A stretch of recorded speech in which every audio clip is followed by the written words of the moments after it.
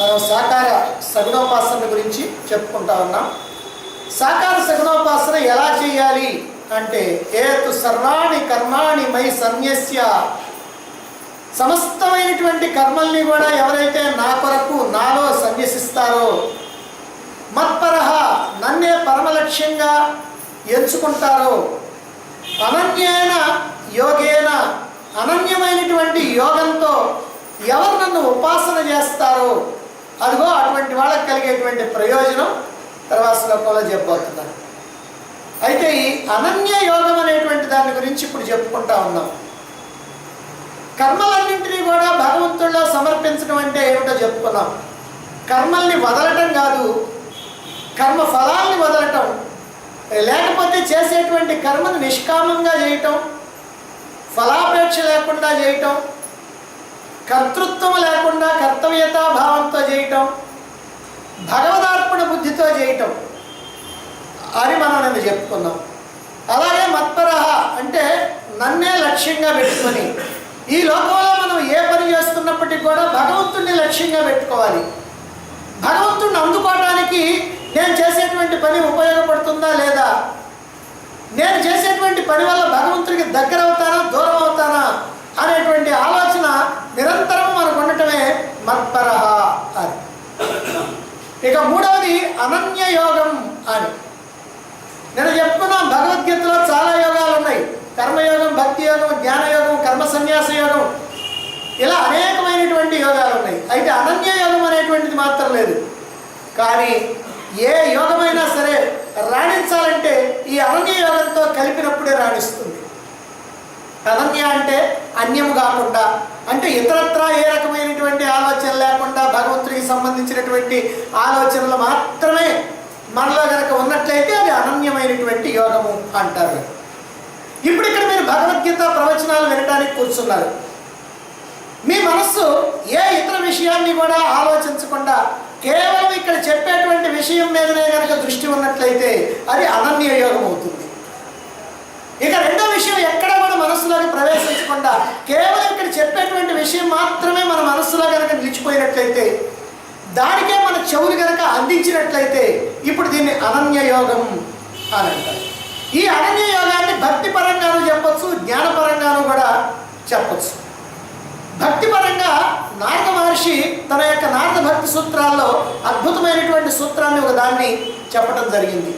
ఈ నారద భక్తి సూత్రాలను మనం ఎంతో వివరంగా సుమారుగా 2 నెలల పాటు మనం ఎంతకుముందు చెప్పుకున్నాం.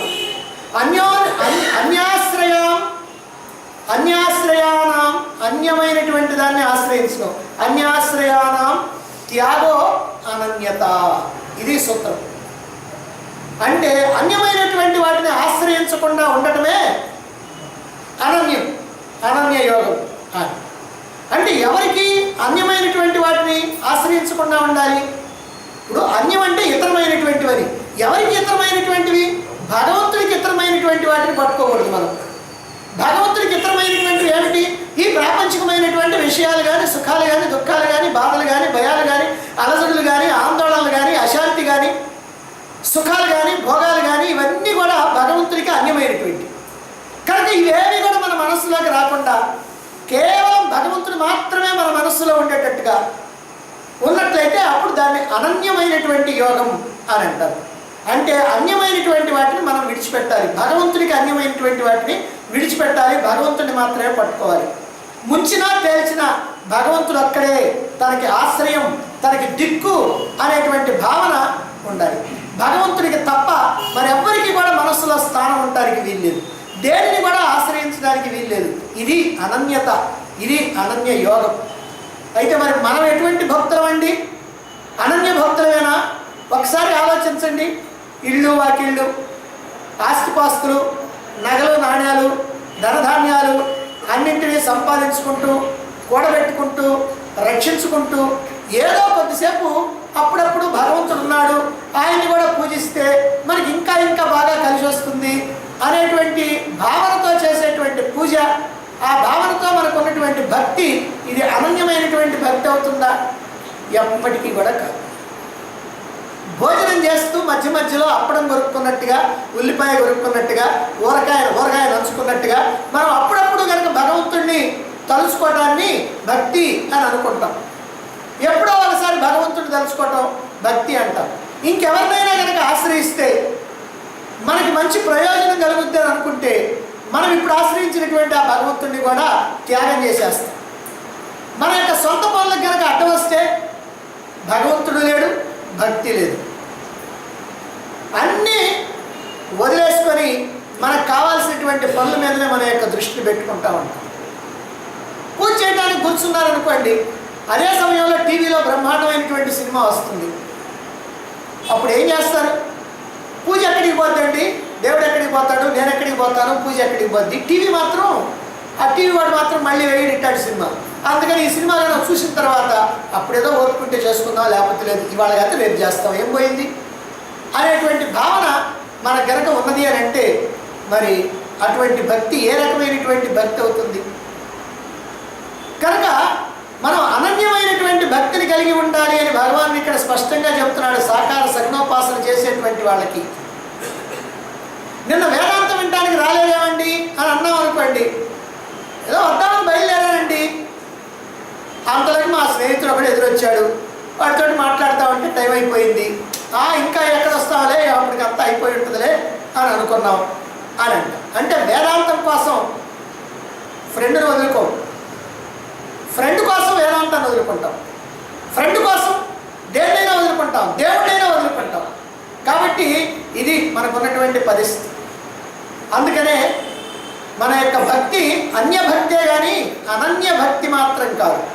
కనుక మనకున్నటువంటి అన్యభక్తిని అనన్యభక్తిగా మార్చుకోవాలి. భగవంతుడికి మాత్రమే స్థానం ఇచ్చేటువంటి భక్తిగా మార్చుకోవాలి. మనం నిజంగా భగవంతుడి యొక్క ఆశ్రయంతో బ్రతుకుతూ ఉన్నాం. నిజంగా ఒక్క క్షణం కూడా భగవంతుడి యొక్క ఆశ్రయం లేకపోతే మనం బ్రతకం. కారణం ఏమిటి? నిజంగా మానవుడు బ్రతుకుతున్నాడు అని అంటే సామాన్యంగా ఏమంటామంటే ప్రాణం ఉంది కాబట్టి బ్రతుకుతున్నాడండి అంటాం. ఆ ప్రాణం ఎట్లా ఉంటుంది? భగవంతుడి కారణంగా ఉంటాం. అంటే ప్రాణానికి ప్రాణమైనటువంటి వాడు భగవంతుడు. ప్రాణం అంటే ఏముంది? గాలే కదా. బయట ఉన్నటువంటి గాలే లోపలికి పోయి ప్రాణం అవుతుంది. మరి బయట ఉన్నటువంటి గాలి లోపలికి పోయి ప్రాణం అవుతుందంటే ఆ ప్రాణం ఎట్లా అవుతుంది? అది భగవంతుడి యొక్క చైతన్యం ఉండటం వల్ల. ఆ భగవత్ చైతన్యం కనుక లేకపోయినట్లయితే మరి గాలిని కనుక లోపలికి పంపిస్తే వాడు ఏమైనా లేచి కూర్చుంటాడా? చచ్చిపోయినటువంటి వాడు. అంటే మనకి ప్రాణం ఉన్నది అని అంటే అది భగవంతుడి వల్ల. అంటే మనం జీవిస్తున్నామంటే భగవంతుడి వల్ల, మనం తింటున్నామంటే భగవంతుడి వల్ల, మనం తిన్నది అరుగుతున్నదంటే భగవంతుడి వల్ల. తిన్నది కనుక అరగలేదనుకోండి, ఆమెనే ఉందనుకోండి, రేపు ఇంకేం తింటాం? కాబట్టి ప్రతిదీ కూడా భగవంతుడిని ఆశ్రయించుకొనే మనం ఉన్నామనేటువంటి విషయం మనం గుర్తుపెట్టుకోవాలి. అప్పుడప్పుడు మనం అంటూ ఉంటాం, ఏదో ఏంటి అంత భగవంతుడి దయ, ఏమయ్యా ఇల్లు కట్టించాడు, అంత భగవంతుడి దయ. అంటే ఆయన దయ వల్లనే ఏదో చేశాను, ఏదో ఉన్నాను, ఏదో కడుపు నిండా తింటున్నాను అని అలా అంటాం. కానీ నిజంగా భావన మనలో ఉందా? జాగ్రత్తగా ఆలోచించాలి. అంటే ఏదో ఫ్యాషన్ కోసం అంటున్నాం, ఊతపదంగా అంటున్నాం, అలవాటై అంటున్నాం, అప్పుడప్పుడు గుర్తుకొచ్చి అంటున్నాం. కానీ భగవంతుడి దయ అన్నటువంటి మనమే ఎవరైనా దూర బంధువు కనిపించి అంతా బాగున్నారా, ఏం చేస్తున్నావు ఇప్పుడు అని కనుక అంటే, అమ్మాయి పెళ్లి చేసేసానండి, అబ్బాయి ఇద్దరికి కూడా ఉద్యోగాలు వేయించేశాను, పెద్దవాడికి పెళ్లి చేశాను, రెండో వాడికి కూడా చేయడానికి చూస్తూ ఉన్నా, ఇప్పుడు పార్టీలు పడేసి మంచి బ్రహ్మాండమైనటువంటి బిల్డింగ్ కట్టుకున్నానండి, సరే ఇద్దరు అబ్బాయిలు ఉన్నారు కదా వాళ్ళకు కూడా 2 ఇళ్ళు ఉంటే మంచిదని చెప్పి ఆ 2 ఇళ్ళు కొనేశాను, వాళ్ళ పేరున పెట్టేశాను, ఇంకెందుకు అనవసరంగా నాకు నా మీద పెట్టుకోవటం అని వాళ్ళ పేరున పెట్టేశాను. సరే అబ్బాయిలు చూస్తారో చూడరో చివరిలో వృద్ధాప్యం వస్తే అందుకని 15 లక్షలు బ్యాంకులో వేసుకున్నాను. వాళ్ళు చూసినా చూడకపోయినా డబ్బులే వస్తాయండి నన్ను, వీళ్ళు చూస్తే అంత చూడకపోతే అంత. కాబట్టి ఈ రకమైనటువంటి భావనతో మనం ఉంటా అంతా భగవంతుడి దయ అంటున్నామంటే అది నిజమా? అది నిజంగా మనస్ఫూర్తిగా మనం అంటున్నామా? అన్ని జాగ్రత్తలు మనమే పడి అన్ని తెలివితేటలు మనకే కనుక ఉంటే, అన్నీ మన చేతుల్లోనే కనుక ఉంటే ఇంకా భగవంతుడిది ఏముంది? ఆయన దయతో మనకి పనేమిటి? అంత మన ప్రతిభే కానీ భగవంతుడి దయ ఏముందండి అని మనకి లోపల అప్పుడప్పుడు అనిపిస్తాం. కనుక అది అలవాటుగా పలికేటువంటి మాటే కానీ హృదయపూర్వకంగా పలికేటువంటి మాట కాదు. అంతా భగవంతుడి దయ అన్నది. ఎవరైనా తెలిసినటువంటి వాళ్ళు ఎలా ఉన్నావయ్యా, ఎలా జీవనం సాగిస్తున్నావంటే, పొలాలు ఉన్నాయి కదా అంటాడు, వ్యాపారం ఉంది కదా అంటాడు, ఉద్యోగం ఉంది కదా అంటాడు, పెన్షన్ వస్తుంది కదా అంటాడు, అద్దెలు వస్తున్నాయి కదా అంటాడు, కొడుక్కి జీతం వస్తుంది కదా అంటాడు, ఆశ్రమం ఉంది కదా అంటాడు. కానీ భగవంతుడి యొక్క ఆశ్రయంతో బ్రతుకుతున్నాను అని అంటాడా? నాకు భగవంతుడి యొక్క ఆశ్రయం ఉంది కదా, భగవంతుడిని నమ్ముకొని ఉన్నాను కదా, కాబట్టి నేను బ్రతకగలుగుతున్నాను అని మాత్రం అంటాడా? అని మనం ఎన్ని జాగ్రత్తలు తీసుకున్నా భగవంతుడి యొక్క అనుగ్రహం కనుక లేకపోయినట్లయితే ఒక్క క్షణం పట్టదు. కళ్ళు తెరిచేటప్పుడు, కళ్ళు మూసి కళ్ళు తెరిచేటప్పటికల్లా అంతా మాయమైపోతుంది. మహారాష్ట్రలో భూకంపం వచ్చింది, పోయిన భూకంపం అని. ఇళ్ళు, వాకిళ్ళు, స్కూళ్ళు, మరి బ్యాంకులు, మనుషులు, జంతువులు అండ్ పిల్లలు అందరూ కూడా తిరిగి చూసినప్పటికీ ఎవరు లేరు. కానీ కొద్దిమంది మాత్రం మిగిలారు. ఆ నిర్భాగ్యులు ఎవరనంటే ఇదిగో దీని నుంచి కాస్త తప్పించుకున్నటువంటి వాళ్ళు, ఆ సమయంలో అక్కడ లేకుండా తప్పించుకొని పోయినటువంటి వాళ్ళు. మరి అటువంటి వాళ్ళకి నీ మేడలు, నీ మిద్దెలు, నీ పొలాలు, నీ నగలు, నీ బ్యాంక్ బ్యాలెన్స్లు, నీ పదవులు ఏవి నీకు ఇప్పుడు ఉపయోగపడ్డాయి? ఏవి నీ కడుపు నిండుతా ఉన్నాయి? ప్రభుత్వం వాళ్ళు హెలికాప్టర్ నుంచి వదిలేటువంటి ఆహార పట్టాల కోసం పరుగులు తీసి యుద్ధం చేసి దక్కించుకుంటే తప్ప నీకు గతే ఉన్నప్పుడు. కోట్లు ఉన్నటువంటి వాడివైనా సరే, ఎన్ని రకాలైనటువంటి బిల్డింగ్లు ఉన్నటువంటి వాడివైనా సరే, ఎంత డబ్బు ఉన్నటువంటి వాడివైనా సరే ఆకలితో నకనకలాడాల్సింది. భగవంతుడి యొక్క దయ గనక లేకపోయినట్లయితే ఏమీ లేనటువంటి వాడివి. ఇప్పుడు రాత్రి అదిగో బస్సు ప్రమాదం జరిగింది. ఏముంది? ఒక్క క్షణం, ఒక్క 5 నిమిషాల్లో మొత్తం కూడా ఆ ఖాళీ ముద్దలైపోయారు. అందరూ చిన్నవాళ్ళు, వాళ్ళంతా కూడా ఉద్యోగం చేసుకునేటువంటి వాళ్ళు, ఉద్యోగం వచ్చినటువంటి వాళ్ళు. ఎంత భవిష్యత్తు ఉంది, ఎన్ని కళ్ళగంటా ఉన్నారు, వాళ్ళని చూసుకొని వాళ్ళ తల్లిదండ్రులు ఎన్ని కళ్ళగంటా ఉన్నారు. కానీ ఏమైపోయింది? 5 నిమిషాలు. కనుక ఆ భగవంతుడి యొక్క అనుగ్రహం ఉండాలి. ఆ భగవంతుడి కారణంగానే మనం బ్రతుకుతున్నాం, భగవంతుడి యొక్క దయతోనే మనం బ్రతుకుతున్నాం. భగవంతుడి యొక్క దయ లేకపోతే మనం ఏమీ లేనటువంటి వాళ్ళమే అవుతాం. అందుకే జీసస్ క్రైస్ట్ అంటున్నాడు, మనిషి రొట్టె వల్ల కాదు బ్రతుకుతున్నది, భగవంతుడి యొక్క మాట వల్ల అని. మన కఠోపనిషత్తులో మనం చెప్పుకున్నాం, మనిషి ప్రాణ అపానాల వల్ల జీవించడం లేదు, ప్రాణానికి ప్రాణమైనటువంటి భగవంతుడి వల్ల జీవిస్తున్నాడు అని కఠోపనిషత్తులో చెప్పుకున్నాం. ప్రాణానికి ప్రాణమైనటువంటి అంటే మన యొక్క ప్రాణానికి బలాన్ని ఇచ్చి దాన్ని ప్రాణంగా మార్చినటువంటి వాడు పరమాత్మ. అందుకని అదిగో ఆయన వల్లనే మనం జీవిస్తున్నాము.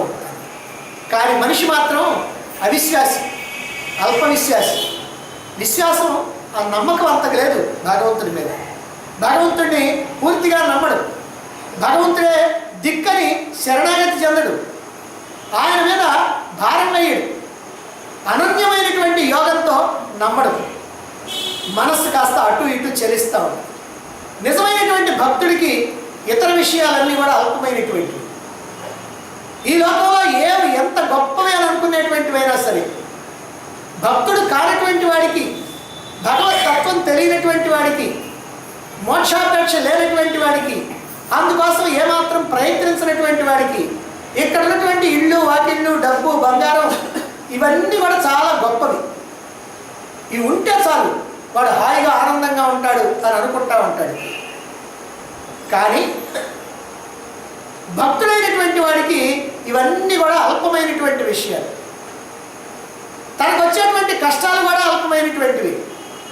భగవంతుడు ఒక్కడే తనకి ఆధారం, ఆయనే ఆశ్రయం, పాల ముంచినా నీట ముంచినా నీదే భారం అని అంటాడు భక్తుడైనటువంటి వాడు. భగవంతుడి కోసం దేన్నైనా వదులుకుంటాడు, ఎన్ని అవమానాలైనా భరిస్తాడు, ఎన్ని కష్టాలైనా పడతాడు, ఎన్ని బాధలైనా అనుభవిస్తాడు. భక్తుడి యొక్క లక్షణం ఇది. ఇది అనన్యమైనటువంటి చిత్తం అంటే ఇలా ఉండాలి. అంటే ఇంకా దేని మీద పోకుండా, ఏది అతని యొక్క లెక్కలో లేకుండా ఎటువంటి కష్టం వచ్చినా ఎటువంటి బాధ వచ్చినా అన్నిటికీ పరమాత్మే, అన్నిటికీ భగవంతుడే అని భావించేటువంటి వాడు. అతడు అనన్యమైనటువంటి యోగంతో ఉండేవాడు. గుజరాత్ రాష్ట్రంలో నర్సీ మెహతా అని ఒక పరమ భక్తాగ్రేసరుడు ఉన్నాడు. తల్లిదండ్రులు చింతనంలోనే చనిపోయారు. అందువల్ల అతని యొక్క అన్న బన్సీధరుడు, వదిన దురిత గౌరి వాళ్ళ యొక్క సంరక్షణలో పెరుగుతూ ఉన్నాడు. వదిన గారి క్రూర స్వభావం, అన్ని ఇంటి పనులు చక్కగా చేయించుకుంటుంది ఇతడి చేత. తిండి పెట్టే కాడ మాత్రం ఏదో మిగిలిపోయింది, పాచిపోయింది, పారేసేది అలాంటివి పెడుతుంది. అయినప్పటికీ కూడా అతను ఏం మాట్లాడకుండా అలాగనే తింటూ ఉండేవాడు. భర్తకి చాడీలు చెప్పి ఈ భర్త చేత నరసీ మెహతాని కొట్టిస్తూ ఉండేది ఎప్పుడు. అయినా సరే అతడికి గతి లేదు, అందువల్ల అలాగనే పడి ఉండేవాడు. 15 సంవత్సరాలు రాగానే పెళ్లి చేశారు. ఆ రోజుల్లో అట్లా చాలా తక్కువ వయసులోనే చేస్తూ ఉంటారు. సరే, 2 పిల్లలు పుట్టారు. ఈ నరసీ మెహతాతో పాటు అతని యొక్క భార్య, పిల్లలు అందరినీ కూడా క్రూరంగా హింసిస్తూ ఉంది ఈ వదిన. చివరికి ఒక రోజున వాళ్ళని ఇంట్లో నుంచి వెళ్ళగొట్టేసింది. భార్య పిల్లలతోటి, కట్టుబట్టలతోటి, ఏమాత్రం డబ్బు కానీ ఏమీ లేకుండా ఈ నరసీ మెహతా బయటకు వచ్చేసాడు. ఓ చిన్న ఇల్లు అద్దెకి తీసుకున్నాడు. కుటుంబ భారం మొత్తాన్ని భగవంతుడి మీదనే వేశాడు. నిరంతరం కూడా ఆ కృష్ణ కథా గానంలో ఆయన కాలక్షేపం చేస్తూ ఉన్నాడు ఈ నరసీ మెహతా. ఎప్పుడు కూడా భగవంతుడి యొక్క గానాన్ని కీర్తిస్తూ, భగవంతుడిని కీర్తిస్తూ అలా జీవిస్తూ ఉన్నాడు. భక్తులైనటువంటి వాళ్ళు, ఇంత మహా భక్తులైనటువంటి వాడు ఈయనని ఆయన దర్శించుకొని అప్పుడప్పుడు కొన్ని కానుకలు ఇస్తూ ఉండేవాళ్ళు. అదే భగవత్ ప్రసాదం అనుకుంటూ దానితోనే ఎట్లాగట్లా జీవిస్తూ ఉన్నారు. సరే, ఈ నరసీ మెహతాకు ఒక కుమార్తె. ఆ కుమార్తెకి చిన్నతనంలోనే వివాహం చేసాడు. ఆమె అత్తవారింట్లోనే ఉంది, అక్కడే రజస్వల కూడా అయింది. అందువల్ల భార్య ఈ నరసీ మెహతాతో అంది, ఏమండి, మన అమ్మాయి అక్కడే మెట్టినింట్లోనే రజస్వల అయింది కదా, మనం ఈ సమయంలో సారి తీసుకొని వెళ్ళడం ధర్మంగా ఉంటుంది అని అన్నది. అప్పుడు ఈయన కూడా అన్నాడు, అవును నిజమే, మనం సారి తీసుకొని వెళ్ళడం చాలా ధర్మం, కాబట్టి నేను వెళ్ళి సారి ఇచ్చొస్తాను అని తంబూరా చేత పట్టుకొని చిరతలు తగిలించుకొని సంకీర్తన చేసుకుంటూ ఈ నరసి ఆ కూతురింటికి బయలుదేరాడు. అల్లుడి గారింట్లో కాలు పెట్టడంతో, హరిదాసులాగా కీర్తన చేస్తూ వస్తున్నావు, చేతిలో తంబూరా తప్ప సారి ఏది అన్నారు వియ్యాల వాళ్ళు. సారభూతమైనటువంటి భగవన్నామే నేను ఇవ్వగలిగినటువంటి సారే, భగవన్నామం కన్నా మించినటువంటి సారే ఇంకేముంటుంది అన్నాడు పరవశంతో ఈ నరసీ మెహతా. ఈయనేదో మాటల చమత్కారం కాదు, నిజంగా భక్తి పారవశ్యంతో ఉన్నటువంటి వాడు కనుక ఇంకా దీనికంటే గొప్ప సారి ఏముంది అనే భావంతో అన్నాడు. ఈ మాట ఎప్పుడైతే అన్నాడో బంధువుల్లో గుసగుసలు ప్రారంభమైంది. వియ్యంకుడు రుసరుసలాడుతున్నాడు. కన్నబిడ్డకు తొలిసారిగా సారి కూడా పెట్టలేనటువంటి దౌర్భాగ్య కుటుంబం మీది అన్నాడు వియ్యంకుడు. అల్లుడు గారు కోడెత్రాసులాగా లేస్తున్నాడు. మర్యాద తెలియని మందభాగ్యులు, బుద్ధిహీనులు, తమ చేతగానితనాన్ని కప్పిపుచ్చుకోవడానికి భక్తి అనేటువంటి ముసుగులు తగిలించుకున్నటువంటి వాళ్ళు అన్నాడు అల్లుడు. సరే, ఇక అబ్బాయి తల్లి ఉంది, ఆమె తీర్పు చెప్పేసింది. అమ్మాయిని కూడా తండ్రితో పంపిస్తే సరి, అందరూ కూర్చొని భజన చేసుకుంటూ ఉంటారు వాళ్ళ ఇంట్లో అని చెప్పి ఆమె తీర్పు చెప్పింది. ఇదంతా చూస్తూ వింటున్నటువంటి కుమార్తె తండ్రి దగ్గరికి వచ్చి, నాన్న, మీ ప్రవర్తన ఇక్కడ నాకు నిలవనేడ లేకుండా చేస్తూ ఉంది, నా బ్రతుకి ఇలా నలుగురిలో నలుబాట్లు మారయ్యేటట్టుగా భగవంతుడు రాసి పెట్టాడా అని ఏడుస్తూ ఉంది. అప్పుడు ఈ నరసీ మెహతా హృదయం ద్రవించిపోయింది. కుమార్తె ముఖం చూడలేకపోయాడు. దాంతో నరసి తన వియ్యంకుడిని పిలిచాడు. మీరెవరు కూడా నా కుమార్తెను తోలనాడాల్సినటువంటి పని లేదు. సారికి సంబంధించినటువంటి వస్తువులు మీకు ఏమేం కావాలనో వాటన్నిటి కూడా లిస్ట్ రాసి ఇవ్వండి, అన్నీ తీసుకొచ్చి ఇస్తాను అన్నాడు. సరే, చీరలు, నగలు, పాత్రలు, బీరువాలు, మంచం, పిండి వంటలు ఇలా రావాల్సినటువంటివన్నీ కూడా గుర్తు చేసుకొని భార్య భర్త అందరూ కూడా గుర్తులు చేసుకొని మొత్తం లిస్ట్ రాయించి ఇచ్చాడు వియ్యంకుడు. ఇంకా ఏమన్నా కావాలంటే చెప్పండి అన్నాడు నరసి.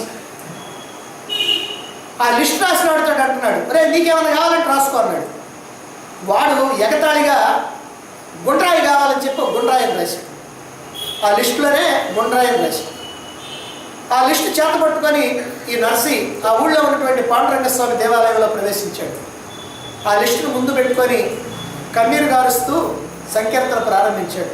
తనకి భగవంతుడే దిక్కు, ఏం చేసినా ఆయన చేయాల్సిందే, తాను చేయగలిగింది మాత్రం ఏమీ లేదు అని హృదయావేదంతో సంకీర్తన చేస్తూ ఉన్నాడు. అలా సంకీర్తన చేస్తూ చేస్తూ అలసి సొలసి టైం కూడా తెలియలే ఆయనకి. అలా ఆహారం లేదు, నీరు లేదు, అలా చేసి చేసి చేసి అలా పడిపోయింది. ఈ నరసి మెహతా యొక్క హృదయావేదన భగవంతుడిని కదిలించింది. లిస్టులో ఉన్నటువంటి సరుకులన్నీ కూడా బండిలో వేసుకొని పాండురంగడే ఒక బాలుడి వేషంలో బండిని తోలుకుంటూ ఈ నరసి వియ్యంకుడి యొక్క ఇంటికి వెళ్ళాడు. మారు వేషంలో ఉన్నాడు కనుక పాండురంగని ఎవరు కూడా గుర్తించలే.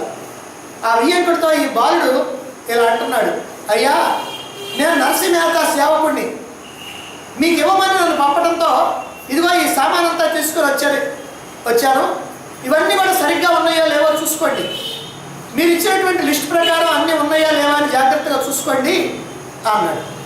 విలువైనటువంటి ఎన్నో రకాలైనటువంటి ఆభరణాలతో సహా లిస్టులో రాసినటువంటివన్నీ కూడా ఉన్నాయి. చివరికి ఆ లిస్ట్ రాసినటువంటి వాడు ఎగతాళిగా రాసినటువంటి గుండ్రాయి కూడా దాంట్లో ఉంది. అందరూ కూడా ఆశ్చర్యపోయారు. అయ్యా ఇక నాకు సెలవు ఇప్పించండి, నేను వెళ్ళిపోతాను అన్నాడు ఆ బండి కుర్రవాడు. మా నర్సి ఎక్కడా అని వియ్యంకుడు అడిగాడు. ఇప్పుడు ఆ వియ్యంకుడి మీద ఈయనకి మంచి ప్రేమ ఏర్పడిపోయింది. ఎక్కడ ఆయన అన్నాడు. ఆయన పాండురంగ స్వామి ఆలయంలో ఉన్నాడు అని చెప్పి ఆ బండి కుర్రవాడు వెళ్ళిపోయాడు. ఆ మాట విని బంధువులంతా కూడా ఆలయానికి వెళ్ళారు. అక్కడ అలసిపోయి పడిపోయినటువంటి నరసి మెహతాను చూశారు. చూసి అతన్ని నీళ్లు చల్లి ముఖం మీద నీళ్లు చల్లి లేపారు. నరసి లేస్తూనే అక్కడ ఉన్నటువంటి అందరికీ కూడా నమస్కారం చేసి, బావగారు మీరు కోరినటువంటి వస్తువులన్నింటినీ కూడా సరే నేను త్వరలో పంపిస్తాను, నాకు కొద్ది రోజులు గడువు ఇవ్వండి అని ప్రార్థించాడు. అలా అనగానే బంధువులంతా కూడా ఒకళ్ళ మొహం ఒకళ్ళు చూసుకున్నారు. ఎందుకని ఇంతకు ముందే సారి మొత్తం కూడా ఈయన పంపించాడని చెప్పి ఆ కుర్రవాడు ఇచ్చిపోయాడు. అందుకని అంటున్నాడు, అదేంటి బావగారు నీవు పంపినటువంటి సార్ని మీ సేవకుడు అప్పగించి వెళ్ళాడు కదా, అందులో మేము లిస్టులో రాసినటువంటివి అన్నీ కూడా మొత్తం కావాల్సినటువంటి వస్తువులు అన్నీ కూడా వచ్చినాయి, మీరు ఇక్కడ ఉన్నారని అట్లే చెప్పడం వల్ల మిమ్మల్ని చూద్దామని చెప్పి మేము ఇక్కడికి వచ్చాము, కాబట్టి మీరే నన్ను క్షమించాలి అన్నాడు వియ్యంకుడు ఎంతో వినయంతో. ఇప్పుడు ఈ నరసి జరిగినటువంటి సంఘటనను అర్థం చేసుకున్నాడు. హే భక్తవత్సల, ఓ పాండురంగ, ఈ దీనుని రక్షించడం కోసం స్వయంగా నీవే వెళ్ళావా, పైగా నా సేవకుడిని చెప్పావా, నీ దర్శనం పొందినటువంటి వీరు ఎంతో ధన్యులు కదా, నాకు నీ దర్శన భాగ్యం కలిగించవా స్వామి అని ఆవేశంతో మళ్ళీ కీర్తిస్తూ ఉన్నాడు. ఇలా అన్యమైనటువంటి దేనిని కూడా ఆశ్రయించకుండా, ఇతరత్రా దేన్ని భగవంతుడు తప్ప మిగిలినటువంటి దేన్ని కూడా ఎంత విలువైనటువంటి దాన్నైనా సరే ఆశ్రయించకుండా కేవలం భగవంతుడినే ఆశ్రయిస్తే, ఆయన్నే శరణాగతి కోరితే, నీవే శరణు, నీకన్నా నాకు దిక్కెవరు లేరు అని గజేంద్రుడు కనుక ఏ రకంగా అయితే ప్రార్థించాడో, నీవే తప్ప నితప్పరం మెరుగ మన్నింపందగుంది కావే ఈశ్వర సంరక్షించు భద్రాత్మక అని ఎలా అయితే ప్రార్థించాడో, అదిగో ఆ ప్రకారంగా నీవు తప్ప నాకు ఇంకా గత్యంతరం లేదు అనేటువంటి భావనతో ఆ శరణాగతి కనుక కోరితే దీన్ని అనన్య యోగం అన్నారు. కాబట్టి భగవంతుడి కంటే అన్యమైనటువంటి దేనిని కోరకుండా కేవలం భగవంతుడిని మాత్రమే కోరితే అది అనన్య యోగం. అది సగుణోపాసకుడికి ఉండవలసినటువంటి అతి ముఖ్యమైనటువంటి లక్ష్యం.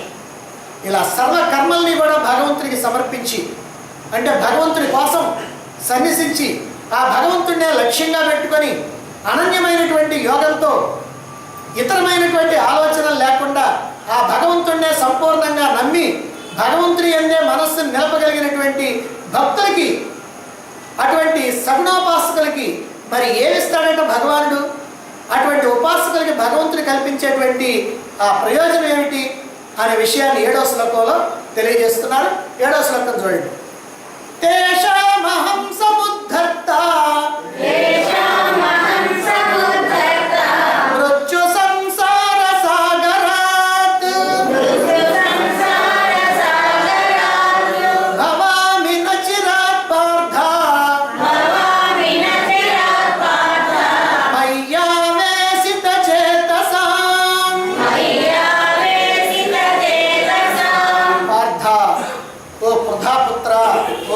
అర్జున. కుంతీదేవికి మొట్టమొదటి పేరు పృథ, అందువల్ల పృథ కుమారుడు కనుక పార్థ అన్నారు. కనుక ఓ అర్జున, మయి ఆవేశిత చేతసాం, నాయందే నిలిపినటువంటి మనస్సు కలిగినటువంటి వాడికి, నాయందే ఎవరైతే మనస్సుని నిలుపుతారో తేషాం, అటువంటి వారిని అహం, నేనే మృత్యు సంసార సాగరాత్, ఈ జనన మరణ రూప సంసార సాగరం నుంచి అచిరాత్, అచిర కాలంలో, శీఘ్రంగా, వెంటనే అచిర కాలంలో సముద్ధర్త, ఉద్ధరిస్తాను అని. అంటే నాయంగా ఎవరైతే మనస్సు నిలుపుతారో అటువంటి భక్తులైనటువంటి వాళ్ళని నేనే ఈ మృత్యురూప సంసార సాగరం నుంచి ఉద్ధరిస్తాను అని భగవానుడు ఫలితాన్ని చెప్తూ ఉన్నాడు. అసలు సగుణోపాసకులు, నిర్గుణోపాసకులు, నిర్గుణోపాసకుల నుంచి గురించి 3-4 శ్లోకాల్లో చెప్పుకున్నాం. సగుణోపాసకుల గురించి 6-7 శ్లోకాల్లో చెప్పుకున్నాం. ఎవరు సగుణోపాసకులు అంటే సగుణోపాసన ఎవరు చేయాలి? మనస్సు, ఎవరి మనస్సు అయితే పరవశంతో ఉంటుందో, ఎవరి మనస్సు అయితే ఆవేశపరంగా ఉంటుందో అటువంటి వాళ్ళు సాకారాన్ని ఉపాసిస్తారు, వారు సగుణ భక్తులు. అలాగే ఎవరి యొక్క బుద్ధి ఆలోచనాపరంగా ఉంటుందో వాళ్ళు నిరాకారాన్ని ఉపాసిస్తారు, వీళ్ళు నిర్గుణ భక్తులు, అంటే వీళ్ళు జ్ఞానులు. అంటే ఎవరి స్థాయికి తగ్గట్టుగా వాళ్ళు ఈ ఉపాసన, భగవద్ ఉపాసన చేస్తారు. మనసు కనుక పరవశంగా ఉంటేనేమో సగుణోపాసన, బుద్ధి కనుక విచారణాశీలంగా ఉంటేనేమో నిర్గుణోపాసన. మరి ఈ సగుణోపాసన చేసినటువంటి వాళ్ళని, తేషాం, అటువంటి వాళ్ళని, ఎటువంటి వాళ్ళని? సర్వకర్మల్ని భగవంతుడి కొరకు సన్నిసించి భగవంతుడినే పరమ లక్ష్యంగా పెట్టుకొని ఇతర భావన లేకుండా అనన్యమైనటువంటి యోగంతో మనస్సుని భగవంతుని యందే సంపూర్ణంగా నిలిపినటువంటి భక్తులైనటువంటి వాళ్ళని, అదిగో అటువంటి వాళ్ళని, తేషాం, అటువంటి వాళ్ళని. వాళ్ళని ప్రశంసిస్తూ భగవానుడు వాళ్ళకి ఒక హామీ ఇస్తున్నాడు. ఈ హామీ దేనికి? సగుణోపాసకులు సామాన్యులు, సామాన్య భక్తులు. అందుకని సగుణోపాసకులకి నీకేం పర్వాలేదు, నేనున్నాను అనేటువంటి ధైర్యాన్ని ఇవ్వటం కోసం హామీ ఇస్తున్నాడు. ఏమంటున్నాడు? అహం సముద్ధర్త మృత్యు సంసార సాగరాత్. మృత్యు సంసార సాగరాత్, మృత్యు అంటే మార్పు అని అర్థం. మృత్యు అంటే చావు అని కదండి, చావు కూడా మార్పే. ఇప్పుడు బాల్యం ఉంది, బాల్యం చచ్చిన తర్వాత యవనం వస్తుంది, యవనం చచ్చిన తర్వాత వృద్ధాప్యం వస్తుంది, వృద్ధాప్యం కూడా చచ్చిన తర్వాత ఏమో మళ్ళీ జన్మ వస్తుంది. అంటే చావటం అంటే మార్పు రావటమే. అందుకని ఈ మార్పుని మృత్యు అని అంటారు. మృత్యు అని అంటే చావు అని మనకు తెలుసు, కానీ మృత్యు అని అంటే మార్పు అని అర్థం అన్నమాట. ఈ మృత్యు సంసార సాగరాత్, ఈ మృత్యురూపమైనటువంటి మార్పులతో కూడుకున్నటువంటి ఈ సంసార సాగరం నుంచి నేనే ఉద్ధరిస్తాను అని భగవానుడు చెప్తున్నాడు. ఈ సంసారం మృత్యురూపం. ఎందుకని మృత్యురూపం? ఈ సంసారం సాగరం అన్నారు. అంటే సాగరం అని అంటే సముద్రం అని అర్థం. అంటే ఇది జనన మరణ జీవన చక్రం. నిరంతరం కూడా పుట్టడం చావటం, పుట్టడం చావటం, పుట్టడం చావటం, ఇదేగా ఇక్కడ జరిగేది. పుట్టడం, పుట్టినటువంటి వాడు కాస్త పెరగటం, కొంతకాలం ఉండటం, తర్వాత ఎప్పుడో ఒకప్పుడు చావటం, మళ్ళీ పుట్టడం, మళ్ళీ చావటం, మళ్ళీ పుట్టడం, మళ్ళీ చావటం. పునరపి జననం, పునరపి మరణం, పునరపి జనని జఠరే శయనం.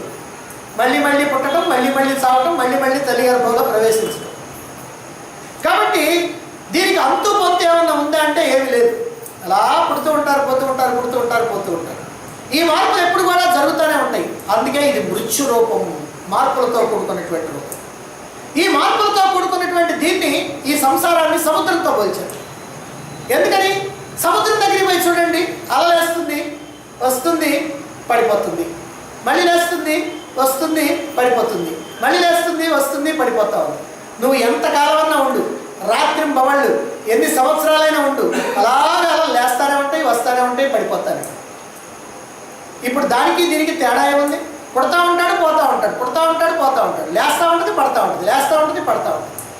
అందుకని ఇది కూడా, ఈ సంసారాన్ని కూడా సాగరం అన్నారు. సంసారం అంటే భార్యాభర్త ఉండి ఏదో కుటుంబం కాదు. సంసారం అంటే ఈ ప్రపంచం.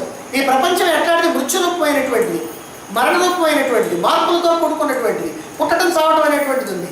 అలాగనే సముద్రం ఉందనంటే లేవటం పట్టం లేవటం పట్టం లేవటం పట్టం ఇది జరుగుతూ ఉంది. అందుకని దీన్ని సాగరం అన్నారు. సంసారం ఒక సాగరం అన్నారు. కాబట్టి ఇలా ఈ సంసారం అనేటువంటి ఈ సాగరాన్ని దాటాలంటే, దీని నుంచి మనల్ని ఉద్ధరించబడాలంటే, ఈ జన్మ మరణాలను మనం తప్పించుకోవాలంటే, ఈ చావు పుట్టుకల నుంచి మనం కనుక తప్పించుకోవాలంటే ఏం చేయాలి? భగవంతుడిని ఆశ్రయించాలి. భగవంతుడి కనుక ఆశ్రయిస్తే భగవంతుడు అంటున్నాడు నేనే ఉద్ధరిస్తాను వాళ్ళని అని. అంటే ఈ సంసారం అనేటువంటి సముద్రాన్ని దాటడానికి భగవంతుడి కన్నా గొప్ప కెప్టెన్ మనకి ఇంకెవడు దొరకడు. ఏ కెప్టెన్ అయినా సరే ఎక్కడో అక్కడ మనల్ని పడేస్తాడేమో కానీ భగవంతుడు అనేటువంటి కెప్టెన్ మాత్రం ఎక్కడ పడేది ఈ సాగరాన్ని చక్కగా మనల్ని దాటిస్తాడు. ఈ జనన మరణాలు లేకుండా శాశ్వతమైనటువంటి ఆనంద ప్రాప్తిని కలిగిస్తాడు. మనం ఎల్లప్పుడూ కూడా ఒకే విధమైనటువంటి స్థితిలో ఏ మార్పులు లేకుండా, ఈ దేహానికి వచ్చినటువంటి మార్పుల్లాగా ఏ మార్పు లేకుండా ఎప్పుడూ ఒక్కటిగా నిరాకార నిర్గుణ తత్వంలో అలా పరమాత్మగా ఎప్పుడు ఉండిపోతాం. ఎప్పుడనంటే ఆ భగవంతుడిని మాత్రమే మనం ఆశ్రయించినప్పుడు. ఎంత అల్లకల్లోలమైనటువంటి సాగరం నుంచి అయినా సరే మనల్ని రక్షించేటువంటి వాడు, తరింపజేసేటువంటి వాడు అదిగో భగవంతుడే. ఏమండి ఎప్పుడు చేస్తాడండి భగవంతుడు ఇట్లా? అచిరా అన్నారు. అచిర కాలంలోనే శీఘ్రంగా అనండి. అంటే అచిర కాలంలో అంటే ఏమండి నేను భగవంతుడికి నమస్కారం పెట్టానంటే ఇప్పుడు నన్ను రక్షిస్తాను కాదు. అంటే నువ్వు ఆ సగుణోపాసన అనేటువంటిది ఖచ్చితంగా చేస్తే, ఎందుకని ఇంతకుముందు చెప్పారు ఇదిగో ఈ 3 రకాలైనటువంటి పద్ధతులతో సగుణోపాసన ఎవరైతే చేస్తారో వాళ్ళని మృత్యు సంసార రూపం నుంచి నేను ఉద్ధరిస్తాను, వాళ్ళు ఉద్ధరిస్తారన్నాడు.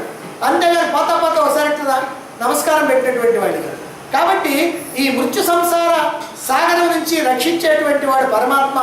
ఆ పరమాత్మ కూడా నువ్వు సగుణోపాసన సక్రమంగా చేస్తే అచిర కాలంలోనే శీఘ్రంగా వెంటనే నిన్ను దీని నుంచి రక్షిస్తాడు.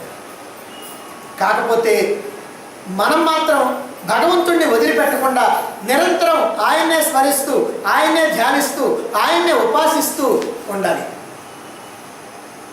ఇంకో మాట అన్నాడు, సముద్ధర్త అన్నాడు. ఉద్ధర్త అంటే ఉద్ధరించడం, సముద్ధర్త అంటే బాగా ఉద్ధరించడం, లెస్సగా ఉద్ధరించడం.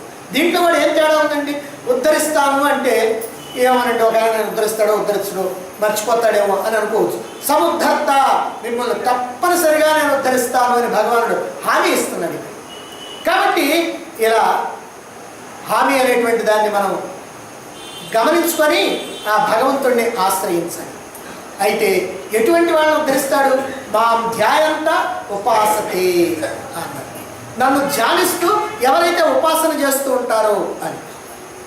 ఎప్పుడు కూడా జపంగానే చేయాలి అంటే మంత్రాన్ని ఉచ్చరించడంతో పాటుగా మంత్ర అధిష్టాన దేవతను కూడా మనస్సులో తలుచుకోవాలి. అదే ప్రకారంగా భగవంతుడిని ఉపాసించేటప్పుడు భగవంతుడి యొక్క గుణగణాలని కూడా మనం మనసుతో ధ్యానించాలి.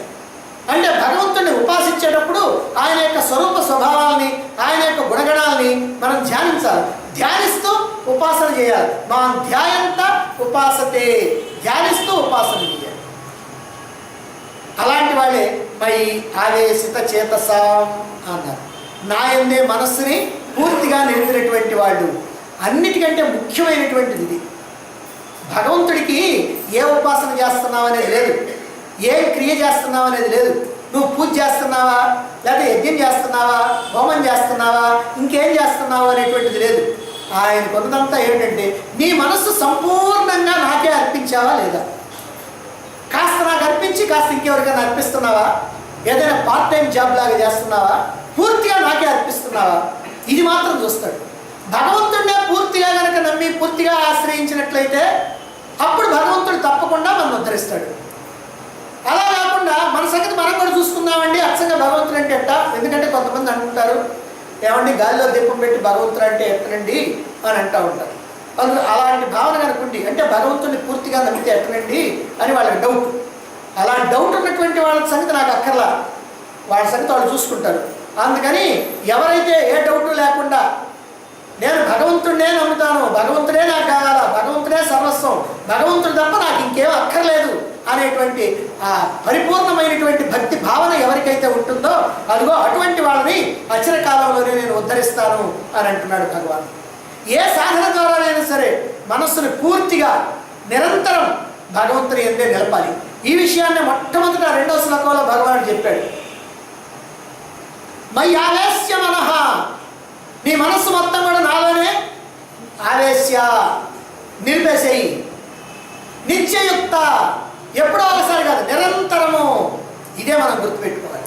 ఎక్కడికి పోయినా, ఎంత దూరం పోయినా ఇది మనం గుర్తుపెట్టుకోవాలి. అంటే భగవంతుడిని పూర్తిగా నమ్మాలా, మనస్సుని పూర్తిగా ఆయనకి అర్పించాలా, ఎల్లప్పుడూ అర్పించాలా. అప్పుడప్పుడు అర్పించాలి. ఏదోనంటే వారానికి ఒక రోజు లేదా రోజులో గంట భగవంతుడికి అర్పిస్తాను, మిగిలిన మొత్తం నేను చూసుకుంటానంటే కుదరదు. నిరంతరము కూడా, ఎల్లప్పుడూ కూడా పూర్తిగా భగవంతుడికి అర్పించాలి. అందుకే ఉదాహరణగా మనం గోపికలు చెప్పుకుంది. గోపికల యొక్క పరిస్థితి అంతా కూడా అంతే. కాబట్టి ఇలా భగవంతుడికే ప్రథమ స్థానం ఎవరైతే ఇస్తారో, భగవంతుడి కోసం దేన్నైనా సరే ఎవరైతే త్యాగం చేస్తారో, భగవంతుడినే లక్ష్యంగా పరమగతిగా ఎవరైతే పెట్టుకుంటారో, అదిగో అటువంటి వాళ్ళనే అచిర కాలంలో నేను ఉద్ధరిస్తాను అని భగవానుడు చెప్తూ ఉన్నాడు. ఇక ఇక్కడే ఒక ముఖ్యమైనటువంటి విశేషాన్ని మనం గమనించాలి. ఈ సాకార సగుణోపాసన చేసినటువంటి వాళ్ళని తేషాం అహం సముద్ధర్త మృత్యు సంసార సాగరాత్ అని భగవానుడు హామీ ఇచ్చాడు. అటువంటి వాళ్ళని నేనే అచిరకాలంలో ఈ జన్మమరణ సంసార చక్రం నుంచి తప్పిస్తాను అని భగవానుడు హామీ ఇచ్చాడు. మరి నిర్గుణ భక్తుల సంగతి ఏం చెప్పాడు అంతకుముందు? అక్కడేమో తే ప్రాప్నువంతి మామేవ ప్రాప్నువంతి, వాళ్ళే నన్ను చేరుకుంటారు అన్నాడు. ఇక్కడేమో సగుణ భక్తుల విషయంలో నేనే వాళ్ళని ఉద్ధరిస్తాను అన్నాడు. అక్కడేమో నేను వాళ్ళని ఉద్ధరిస్తాను అలా, వాళ్ళే నా దగ్గరికి వస్తారులే అన్నాడు. ఏమిటి దీంట్లో ఉన్నటువంటి విషయం అంటే, నిర్గుణ భక్తులైనటువంటి వాళ్ళు జ్ఞానులు, వాళ్ళు సర్వస్వతంత్రులు. కాబట్టి వాళ్ళంతా వాళ్ళే నన్ను చేరుకోగలుగుతారు. వాళ్ళకి అన్ని మార్గాలు తెలుసు, అందుకని వాళ్ళు నన్ను చేరుకుంటారు. కానీ సగుణ భక్తులు ఉండే వీళ్ళు మైనర్ పిల్లలు లాంటి వాళ్ళు, పాపం వీళ్ళకి తెలిసి తెలియకుండా ఉంటారు. అందుకని వాళ్ళకి తానే దారి చూపించాలి. కాబట్టి తానే వాళ్ళని ఉద్ధరించాలి. అంటే వాళ్ళు ధరించడానికి కావలసినటువంటి జ్ఞానాన్ని కూడా ఆయనే ఏర్పాటు చేస్తాడు. ఆ జ్ఞానాన్ని అందుకునేటట్టుగా ఏర్పాటు చేస్తాడు. కాబట్టి ఇక్కడ అహం సముద్ధర్త మృత్యు సంసార సాగరాత్ అని చెప్పారు. ఇది చాలా ప్రధానమైనటువంటి విషయం. ఎందుకనంటే ఈ జనన మరణ సంసార చక్రం నుంచి తప్పించుకోవడమే మానవ జీవితం యొక్క పరమ లక్ష్యం. మనం అందరం మానవులుగా జన్మించిన దానికోసమే. మనం మర్చిపోతే మర్చిపోవచ్చు కాక, మనం మర్చిపోయాం కాబట్టి శాస్త్రాలను కూడా మనకు గుర్తు చేస్తూ ఉన్నాయి. మహాత్ములందరూ కూడా గుర్తు చేస్తూ ఉన్నారు. అయ్యా నువ్వు ఎందుకు పుట్టావు అని అంటే మళ్ళీ పుట్టకుండా ఉండటానికి, ఎందుకు చస్తున్నావు అని అంటే మళ్ళీ సాగకుండా ఉండటానికి. కాబట్టి మళ్ళీ పుట్టే పని లేదు, చచ్చే పని లేదు, శాశ్వతంగా ఉండాలా. సమస్తమైనటువంటి దుఃఖాలు నివృత్తి కావాలా, శాశ్వతమైనటువంటి ఆనంద ప్రాప్తి కావాలి. అందుకోసం మనం మానవ జన్మ ఎత్తొచ్చాం. దాన్ని సంపాదించుకోవడానికి కావాల్సినటువంటి బుద్ధిని మనకు భగవంతుడు ఇచ్చాడు. అలాగే చేయవలసినటువంటి సాధనకి అనుకూలంగా మనకి దేహాన్ని, ఇంద్రియాలని, మనస్సుని, వీటన్నింటినీ కూడా ఇచ్చాడు. మరి వీటన్నింటినీ ఇచ్చి భగవంతుడు అయ్యా నువ్వు బాగుపడాలంటే నేను మాత్రం వీటితో బాగుపడను అని అంటున్నావంటే ఏమిటి అర్థం? భగవంతుని యొక్క మాటను తోసేస్తున్నావు అని అర్థం. కాబట్టి భగవంతుడు మనకి ఇవన్నీ ఇచ్చింది దేనికనంటే నువ్వు ఉద్ధరింపబడాలి, నువ్వు మోక్షాన్ని పొందాలి, శాశ్వతమైనటువంటి ఆనందాన్ని పొందాలి, సమస్తమైనటువంటి దుఃఖాలు లేకుండా పోవాలి, మళ్ళీ మళ్ళీ జన్మలు లేకుండా పోవాలి అనేటువంటి భావంతోనే భగవంతుడు మనం చేసినటువంటి పుణ్యకర్మల కారణంగా, సుకృతాల కారణంగా మనకి అద్భుతమైనటువంటి దేహాన్ని ఇచ్చి పంపించాడు. ఇక్కడ ఈ అపురూపమైనటువంటి మానవ జన్మని మనకి ఇవ్వటం జరిగింది.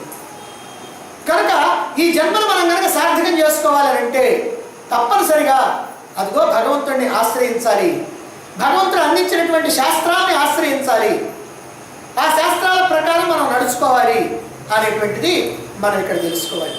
అయితే ఇక్కడ సగుణ భక్తులు, నిర్గుణ భక్తులు. ఎందుకనంటే ఈ మాట చెప్పడానికి అర్జునుడు మొట్టమొదటి శ్లోకంలో అడిగినటువంటి ప్రశ్నది. ఏమడిగాడు? సగుణ భక్తులు శ్రేష్ఠుల, నిర్గుణ భక్తులు శ్రేష్ఠుల? సగుణ భక్త్యా, నిర్గుణ భక్త్యా, ఏది ఇప్పుడు నేను ఆచరించాలా, ఏది ఆచరిస్తే నేను నీలో ప్రవేశించగలుగుతాను, నీలో కలిసిపోగలుగుతాను అని అడిగాడు. అందుకని ఇప్పుడు ఈ సగుణ నిర్గుణ భక్తుల గురించి ఇంతవరకు కూడా చెప్పుకుంటా వచ్చాడు భగవంతుడు ఒక్కడే, సగుణము ఆయనే, నిర్గుణము ఆయనే. అందుకని ఆయనకేం తేడా లేదు.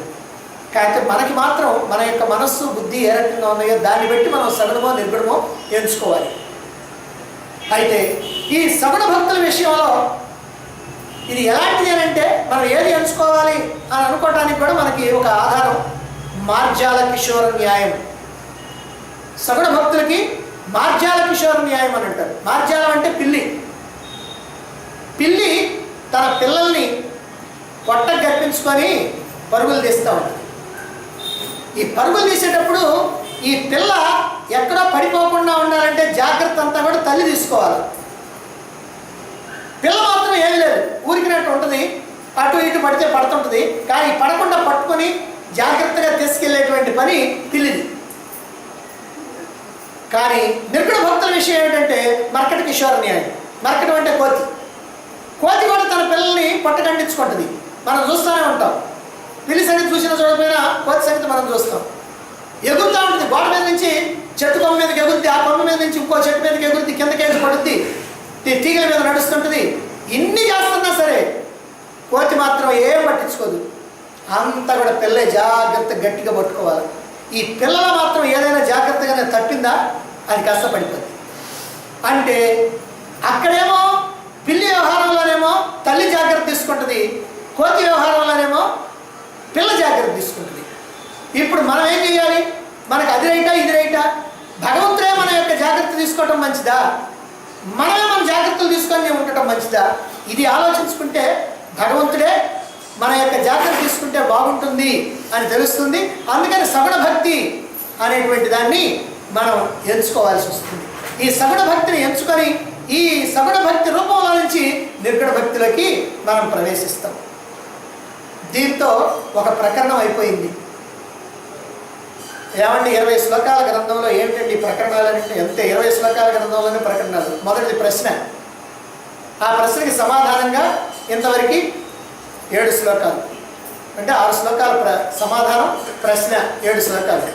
ఇప్పుడు 8 నుంచి 12 వరకు ఇప్పుడు రెండవ ప్రకరణం ప్రారంభం కాబోతాం. ఏమిటి ప్రకరణం? ఏమిటనంటే మనకి సాధనా మార్గాన్ని చెప్తున్నారు. సాధనా మార్గం. ఇలా చేయి, ఇలా చేయలేకపోయినావా ఇలా చేయి, అది కూడా చేయలేకపోయినా ఇలా చేయి, ఇది కూడా చేయలేకపోయినా ఇలా చేయి అని అట్లా మనకి మనం ఏ స్థితిలో ఉన్నామో ఆ స్థితిలో నుంచి మనం ముందుకు పోవడం కోసమని ఓ అద్భుతమైనటువంటి సాధనా మార్గాన్ని 8 నుంచి 12 శ్లోకాలు చెప్పబోతా ఉన్నారు. వాటిని మనం రేపు నుంచి